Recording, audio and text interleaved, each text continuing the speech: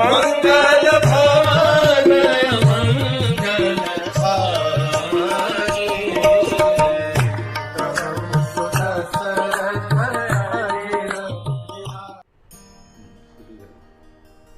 हरे कृष्ण। प्रभु रामचंद्र ने दशरथ महाराज से आज्ञा ली। दशरथ महाराज के इंस्ट्रक्शंस को सुन करके राम दशरथ महाराज के महल से निकल गए। दशरथ महाराज अभी भी, क्योंकि वो संध्या का समय था, दशरथ महाराज राम को विदा दे करके अपने महल में, अपने रूम में आगे पीछे करने लगे।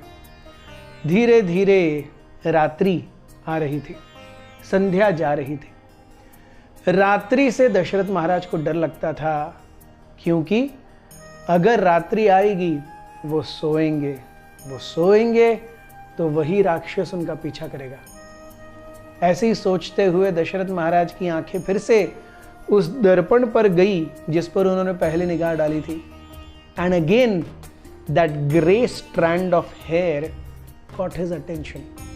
उनके सफेद बालों ने उनका आकर्षण खींच लिया। क्या है इन सारे अपशकुनों का राज? क्या होने वाला है इस रात्रि के आगे? क्या होने वाला था? He did not know. But what best he could do, he had done. He had announced that the coronation would be tomorrow. Ram तुरंत दशरथ महाराज के महल से निकल करके अपनी माँ कौशल्या के यहाँ गए, कौशल्या को इन्फॉर्म करने, उनका आशीर्वाद लेने। बट राम वॉज सरप्राइज्ड कि वहां पर लक्ष्मण, सीता और लक्ष्मण की मां सुमित्रा तीनों पहले से ही मौजूद थे। और जैसे ही राम ने इन तीनों को देखा, राम को पता चल गया कि इनको पता है। प्रोबेबली किसी सैनिक ने या संतरी ने रानी मां और लक्ष्मण का खास फेवर पाने के लिए या कुछ चंद अशरफियाँ पाने के लिए या सोने की मोहरें पाने के लिए सीक्रेट लीक कर दी थी। ये तीनों वहाँ पर कौशल्या के महल में मौजूद थे।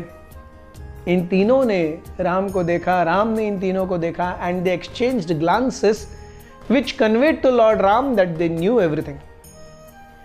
Then it dawned on Ram that even Kaushalya knew then. अगर ये तीनों इनको पता है तो निश्चित रूप से कौशल्या को पता है।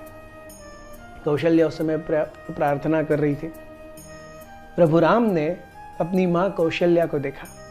कौशल्या जो कि त्याग, भक्ति और पूर्णता का प्रतीक थी। अपने जीवन में उन्होंने बहुत कुछ सहा था, लेकिन राम को पा करके उन्हें अपने जीवन की सबसे अमूल्य खुशी मिल गई थी। She was so happy that Ram would be the king. वो प्रार्थना कर रही थी। राम अपनी माँ को प्रार्थना करते हुए देख रहे थे। जब प्रार्थना पूर्ण हुई, कौशल्या ने राम को देखा, राम ने कौशल्या को देखा, और दोनों के बीच में फिर से कौशल्या ने बीमिंग स्माइल दी। कौशल्या कहने लगी, राम, इस दिन के लिए तो मैं रुकी हुई थी। मैं भगवान से प्रार्थना कर रही थी कि जो कुछ तुम्हारे लिए सबसे अच्छा हो इस जीवन में, वही हमेशा हो। ऐसा कह करके कौशल्या ने राम को गले लगा लिया, अपने सीने से लगा लिया, रोने लगी। राम ने आलिंगन करने के बाद कौशल्या के पैर छुए और कहा, मेरी माँ, मेरा जीवन तो केवल तुम्हारे चरणों में है। जहां तुम हो वही मेरे लिए अयोध्या है। Kaushalya became so happy। Ram इसी बीच में विदा लेकर के सीता के साथ अपने महल में रात्रि भर के लिए जागरण और अनेक रिचुअल्स और तपस्या करने के लिए चले गए। इसी बीच में दो बहुत ही तीक्ष्ण और पैनी आंखें अयोध्या को घूर रही थी। अयोध्या जो आज इतनी हसल बसल से पूरी तरह से दैदीप्यमान थी, इतने सारे दिए लगे हुए थे। अगर कोई अयोध्या की गलियों में से आज चले शाम को, और अगर वो लैंटर्न्स और लैंप्स को न देखे तो उसे ऐसा लगे अरे जैसे दिन ही है। इतनी चहल पहल, इतना सारा साजो सामान बिक रहा था। Everyone was so happy. Everyone new tomorrow is the coronation of Lord Ram. except for these two eyes who were gazing so intently at Ayodhya. इससे पहले अयोध्या में जब खुशी की लहर दौड़ी थी और पूरी अयोध्या झूम उठी थी, उसे 25 साल हो गए थे जब 4 राजकुमारों का जन्म हुआ था। इसका मतलब है प्रभु रामचंद्र का विवाह 13 साल की उम्र में हुआ। अब लगभग राम और सीता के विवाह को 11 वर्ष हो चुके थे।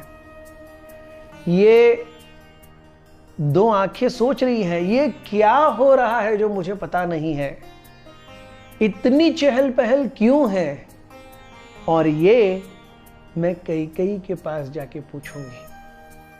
Thank you very much. Hare Krishna.